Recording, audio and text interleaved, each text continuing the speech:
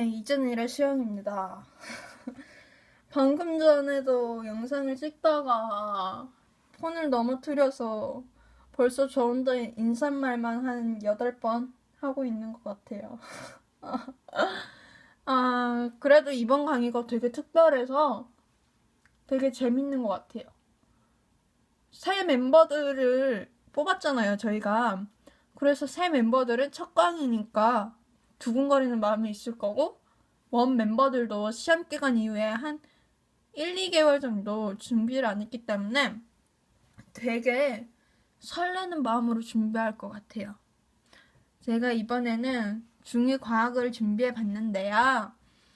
저는 다른 멤버들과 달리 그 과목이 매번 바뀌잖아요. 그게 사실은 저는 별로 이렇게 잘하는 과목도 없고 좋아하는 과목도 없기 때문에 그렇게 되는 것 같은데, 앞으로는 이전일을 위해서라도 그런 과목을 찾으려고 노력해 보겠습니다. 네, 이왕 하게 된 거 즐겁게 하면 좋으니까 제가 열심히 준비한 걸로 해볼게요. 네, 오늘의 중2 과학에서는 원소를 다룰 거예요. 원소, 빠밤. 네, 제가 효과를 넣었는데요. 아마 중2 과학의 첫 페이지를 장식하고 있지만 저는 얼마 나가지 않은 중2 과학의 예습 중에서 가장 싫어했습니다. 외울 게 너무 많더라고요. 특히나 뒤에서 나오는 어떠한 기호를 정말 싫어하기 때문에 이 과목이 별로 달갑지는 않은데, 이 과목이 어렵다는 건 이 과목을 잘 잡고 있다면 이 단원을 잘 잡고 있다면 다른 단원이 좀 더 수월해진다는 의미이기도 해요. 그렇기에 조금 더 힘을 내서 해보도록 할게요. 오늘의 목차입니다. 크게 2개로 나뉘어져 있죠. 제가 교과서를 가지고 하면 조금 내용이 이렇게 다른 게 있을 것 같아서 오투를 바탕으로, 오투라는 문제집이 있어요. 그걸 바탕으로 강의를 준비하고, 제가 가지고 있는 교학사 출판의 교과서를 이용해서 조금 보충을 하는 형식으로 해놨습니다. 자, 목차 다들 보셨나요? 말이 자꾸 꼬이네요. 지금 목이 다 쉬어가지고. 네, 그럼 첫 번째, 물질의 기본 성분. 요 파트에서는 학자들의 주장, 원소, 원소 기호, 원소의 성질과 이용에 대해서 다룰 거예요. 먼저 학자들의 주장. 탈레스의 1원소설이 가장 먼저 나왔죠. 네, 이 1원소설 뭘까요? 아마 조금 예습을 하셨다면 아마 뭔지 아실 거예요. 아시는 분들도 있겠지만 제가 사진도 가져왔으니까 사진을 보는 그런 재미로 한 번 더 보시길 바랍니다. 탈레스의 1원소설이란 모든 물질의 근원은 물이다 라는 주장입니다. 모든 물질의 근원은 물이다. 그러니까 모든 물질들이 물에서 만들어졌다라는 의미가 될 수도 있겠네요. 이 1원소설 다음에 주장한 게 엠페도클레스의 4원소설이에요. 조금 추가만 된 거겠죠. 네, 모든 물질은 흙, 불, 물, 공기, 이 4가지 원소로 이루어져 있다라는 주장입니다. 지금 두 주장만 봤는데 두 주장이 너무 비슷하죠. 네, 제 생각에는 이 주장들이 완전히 색다르진 않아요. 완전히 색다르진 않고 다만 거기서 추가가 되거나 뭔가 세분화되거나 뭔가 새로운 관련된 뭔가를 하기 때문에 이렇게 너무 딱딱딱 끊어 외우시기보다는 전체 흐름을 보시고 여기서 뭐가 추가돼서 뭐가 됐구나, 그렇게 외우시면 조금 이야기를 만드는 것 같이 뭔가 이야기를 창조하는 그런 재미도 있을 것 같아요. 자, 데모크리토스의 입자설. 모든 물질은 더 이상 쪼갤 수 없는 입자로 이루어져 있다. 너무 어렵죠? 그래서 사과 그림을 가져와 봤어요. 사과를 쪼개고 쪼갰더니 더 이상 나눌 수가 없대요. 저 더 이상 나눌 수 없는 상태의 알맹이들을 우리는 입자라고 정의하기로 했고요. 그 입자를 주장한 게 데모크리토스의 입자설입니다. 자, 아리스토텔레스의 사원소설. 우와, 익숙한 이름 아닌가요? 어디선가 많이 들어봤을 법한. 왜 잘난 체 하면은 왜 뭔가 아리스토텔레스 막 그러면은 되게 있어 보이잖아요. 네, 저분은 사원소설을 주장하셨어요. 제가 말씀드렸죠. 완전히 새로운 거 아니라 조금 더 추가되고 구체화된 거라고. 네, 엠페도클레스의 사원소설에서 4가지 성질만 추가가 되었습니다. 따뜻함, 건조함, 습함, 차가움. 이 4가지의 성질이 추가되었고, 이거의 정의를 말해드리자면 물질은 4가지 원소로 이루어져 있으며 이 원소들은 4가지 성질에 의해 서로 바꿀 수 있다입니다. 조금 추가가 되었죠. 그리고 이 4원소설을 바탕으로 값싼 금속을 금으로 바꾸려면 연금술사의 연금술이 주장되었습니다. 이거는 값싼 금속을 금으로 바꾸려고 왜 옛날에 만화 같은데 보셨나요? 이게 그런 연구를 하면서 값싼 금속을 금으로 바꾸는 연구를 하면서 새로운 물질을 발견하기도 했고 여러 가지 실험 기구를 발명하기도 했기 때문에 되게 의미 있는 주장이기도 했어요. 결코 이상한 짓이 아니라는 거. 네, 다음은 보일의 원소설인데요. 중학교 1학년 2학기 때 보일의 법칙을 배우셨을 거예요. 그 보일이 바로 여기 나오는 이 보일입니다. 보일은 모든 물질은 더 이상 분해되지 않는 원소로 이루어져 있다라고 주장을 했어요. 그래서 현대적 원소의 개념을 제시하기도 했죠. 이게 왠지 중요해 보여서 제가 실제로 문제집을 먼저 예습하면서 줄을 긋기도 했고요. 여기서도 되게 강조를 했는데 중요하지 않을 수도 있어요.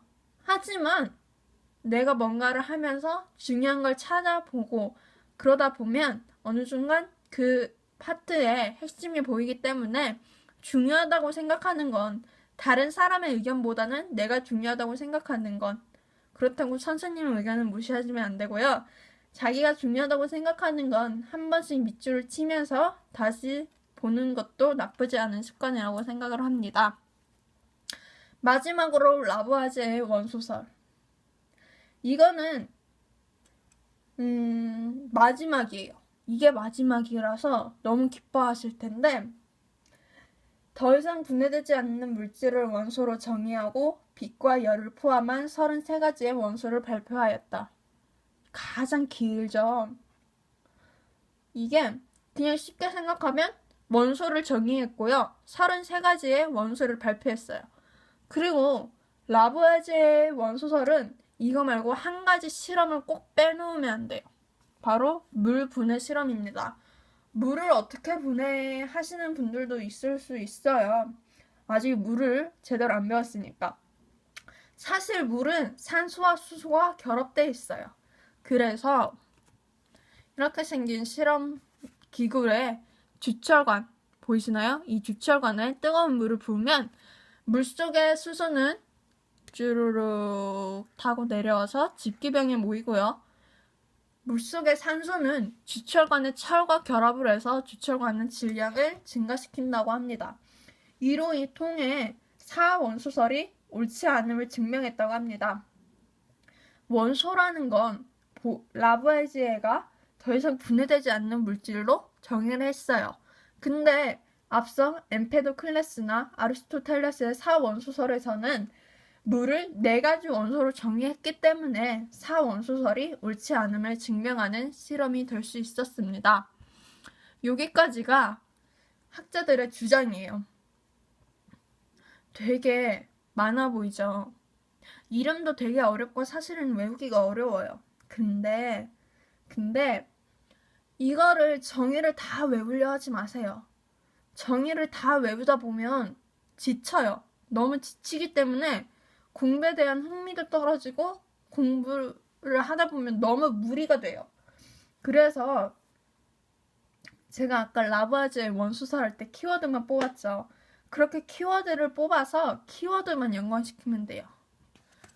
자, 제가 아는 키워드, 저만의 키워드는요. 탈레스, 물, 엠페도클레스, 물불, 공기, 흙, 데모크리토스, 아까 보였던 사과 그림, 아리스토텔레스, 사원소 플러스 4가지 성질, 연금술사, 값싼 금속을 귀한 금으로, 보일의 원소설, 현대적 원소의 개념 제시, 라부아제의 원소설, 원소 발표, 원소의 정의 발표, 33가지 원소 발표, 물분해 시럽. 이렇게 키워드만 뽑아주신다면 조금 더 수월하게 외울 거라 생각이 돼요. 그럼 여기서 학자들의 주장은 여기까지만 하고 다음은 원소, 오늘의 주인공, 원소에 대해 알아볼게요. 원소는 분해되지 않는 물질의 기본 성분이라고 합니다. 이거 역시 제가 줄여놓은 건데요. 더 이상 다른 물질로 분해되지 않는 물질을 이루는 기본 성분에서 분해되지 않는과 기본 성분, 이 키워드만 뽑아서 저렇게 정리를 해봤습니다. 현재까지 알려진 종류는 110여 가지, 되게 많죠. 그리고 그 원소들 중에는 자연에서 발견된 원소들도 있지만 인공적으로 합성한 원소도 있다고 합니다. 이러한 원소를 제 교과서에서는 2가지로 분류를 해놓았다고 하고요. 금속 원소와 비금속 원소인데요. 뭘까요? 차이가? 금속의 성질과 비금속의 성질을 생각하시면 조금 더 쉬울 것 같아요. 먼저 금속 원소. 상온에서 고체로 존재합니다. 다만 액체로 존재하는 수은은 제외해주세요. 열과 전기의 전도성은 높은 편이에요. 되게 빨리빨리 전해주죠. 그래서 앞에 보신 알루미늄 박이나 전선같이 얇은 박이나 가는 선으로 이용이 된다 합니다. 비금속 원소. 금속이 아니에요. 기체로 존재를 합니다. 이게 산소를 나타내는 그림인데요. 이런 산소나 과자 봉지 속의 질소처럼 기체로 존재를 하기도 하고요. 황이나 탄소처럼 고체로 존재하기도 해요. 이게 이 다이아몬드가 보이시나요? 이게 사실은 탄소의 결정체예요. 탄소의 배열에 따라서 다이아몬드가 되기도 하는데요. 이런 황이나 탄소처럼 다이아몬드를 이루는 탄소처럼 고체로 존재하기도 합니다. 고체로 존재한다고 무조건 금속 원소는 아니에요. 그리고 열과 전기의 전도성은 낮습니다. 빨리 전해주지 못해요.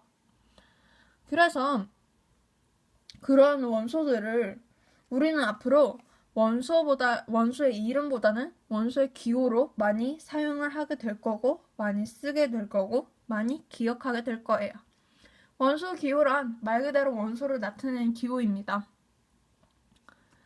현재 사용되는 기호는 알파벳을 이용했는데요. 베르셀리우스가 제안을 했다고 하고요. 이러한 중요한 원소 기호인 만큼 만드는 방법이 있습니다. 첫째, 원소의 이름의 첫 글자를 대문자로 나타냅니다. 대문자로 나타나셔야 돼요. 탄소는 카본 해서 C, 수소는 하이드로건 해서 H. 자, 지금 보시면 질소는 N, 플로리는 F인데 다 대문자로 되어 있죠. 이렇게 대문자, 소문자에도 신경을 써주세요. 그리고 원소의 종류가 110여 가지이다 보니까 1번만 이용했을 때는 겹치는 원소들이 있어요. 그래서 2번, 첫 글자가 같을 때는 중간 글자를 택하여 첫 글자가 다음에 소문자로 나타낸다고 합니다. 칼슘은 탄소와 같이 C로 시작하지만 탄소가 먼저 C를 뺏어갔어. 그래서 얘는 할 수 없이 C 뒤에 있는 A를 소문자로 가져와서 씁니다. 염소 역시 탄소에게 C를 빼앗겼기 때문에 C 다음에 L을 가지고 와서 CL로 쓰고요. 네온은 질소에게 빼앗겼기 때문에 N 다음에 E를 소문자로 와서 N이, 헬륨은 여기 수소에게 H를 빼앗겼기 때문에 H 다음에 E를 소문자로 가져와서 HE로 사용이 된다고 합니다. 저는 실제로 저 이름들을 영어로 바꿔놓고서 하는 게 훨씬 더 쉬웠어요. 아무래도 알파벳이다 보니까 발음 나는 걸 찾아서 플로린, 프 발음을 내는 게 F잖아요. 그래서 플로린 F. 뭐 그렇지 않은 것도 있죠. 지금 여기 되게 많은데 탄소, 수소, 질소 같은 건 그냥 외웠습니다. 탄소, 수소, 질소는 중에서 수소는 외웠고요. 탄소랑 질소는 뒤에서 설명을 하도록 할게요. 네. 그리고 칼슘은 C가 K 소리 나니까 칼 해서 CA, 카 해서 CA. 네온 역시 마찬가지로, 헬륨도 마찬가지로, 염소는 제외고요. 자, 원소 주기율표. 앞서 말해드렸던 110가지의 원소로 모두 정리한 표입니다. 되게 머리 아프죠? 그럴 때 구세주. 우리가 앞으로 자주 쓸 건 20가지밖에 안 돼요. 그래서 앞에 110여 가지보다는 여기 1번부터 20번까지 다만 원소 기호 꼭 외워주셔야 하고요. 어떤 원소인지 그리고 번호까지 같이 기억을 해주세요. 그리고 앞에 탄소랑 질소 보이시나요? 이 앞에 있는 붕소와 플로우린은 발음 나는 대로예요. 그래서 저는 이걸 외울 때 그냥 CNO, 뭐 CEO 하면은 그렇게 뭔가 비슷하게 CNO, 그래서 탄소, 질소, 산소, 탄소, 질소, 산소 발음이 다 비슷하기 때문에 저는 그렇게 외웠습니다. 이것도 하나의 팁이라면 팁이 될 수가 있겠죠. 이거는 저희의 교과서에 기재가 되어 있습니다. 앞에 1번부터 20번까지는 원소 기호까지 외워주셔야 되고요. 그 1번부터 20번 외에 철, 금, 구리 같은 것들은 원소 기호는 모르시더라도 원소 번호는 모르시더라도 원소 기호는 꼭 알고 계셨으면 합니다. 중요합니다. 되게 중요해요. 자, 원소의 성질과 이용. 원소 물질의 기본 성분의 마지막인데요. 지금 보시면 다 아래에 알파벳이 있어요. 자, 알파벳이 뭔지는 이번 강의에 퀴즈로 하겠습니다.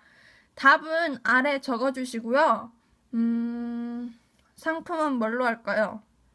상품은 조금 더 생각을 해서 되게 쉬워요, 문제가. 그래서 맞힌 분 몇 분을 한 분, 세 분 정도를 추첨을 해서 따로 추후에 제가 물질적인 건 드리지 못하고요.